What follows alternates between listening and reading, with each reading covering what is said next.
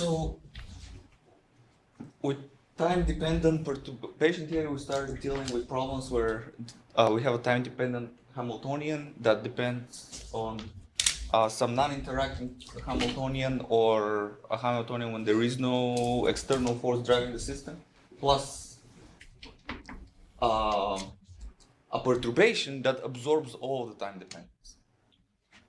So, and we looked at some exactly solvable problems for this kind of Hamiltonian. And turns out that, as far as I can tell from going to the literature, the only exactly solvable problems with this kind of Hamiltonian without perturbative expansion is two-level system with an oscillating, sinusoidally oscillating potential. So the perturbation depends oscillates sinusoidally as a function of time. There is one more. There is one more system. There is one more system, but I didn't find it in literature. So. Harmonic oscillator in oscillating field. But we are not covering it right now. Okay, this is another topic of discussion. So what one first needs to do is combine the Schrödinger picture and the Heisenberg picture into what we call the interaction picture. So we did a lot of math on the board, and we came up with a Schrödinger equation where instead of the full Hamiltonian acting on your state on your right, you had just this part, and we had a Heisenberg equation of motion where instead of the full Hamiltonian, you substituted this H naught. So this is very clever quantum mechanics that was figured out a long time ago in the early years of quantum mechanics. But it gives us a very useful equation for the occupation numbers of the occupation numbers of the particles that we have in our system as a function of time.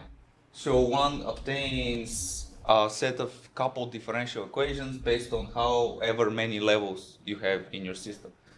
So this equation is very general. You can solve it for n levels, but we're just going to solve it for 2. Apparently, this is the only exactly solvable model. So on the diagonal, you just have the time-independent magnitude of the perturbation, and your off-diagonal terms couple your excitations between level 1 and 2, for example, transition from 2 to 1, for example. So where does this equation lead us? So, for example, let's look at just the more general case. This is non-interacting Hamiltonian or two-level system in terms of the time-dependent perturbation. You can just absorb the time dependence only in those transition, in the transitions between the levels, and you can call the diagonal terms. You can set the diagonal terms equals to 0, and you obtain 2 coupled differential equations, of which we solved in class, and we obtained an equation for the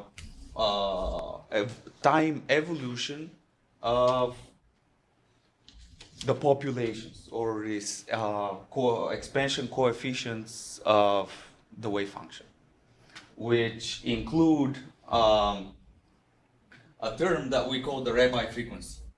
So this is a function that depends on sine squared. So this looks exactly like what Jabed just showed. Sine squared of the Rabi frequency is a function of time. So in the Rabi frequency, you have the strength of the perturbation, which is gamma, and you have resonance condition. So when the energy of the transition is close to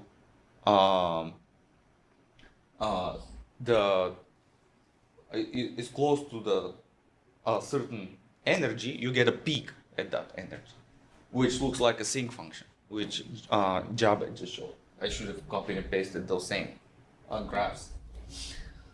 So those are the fundamental results for a two-level system.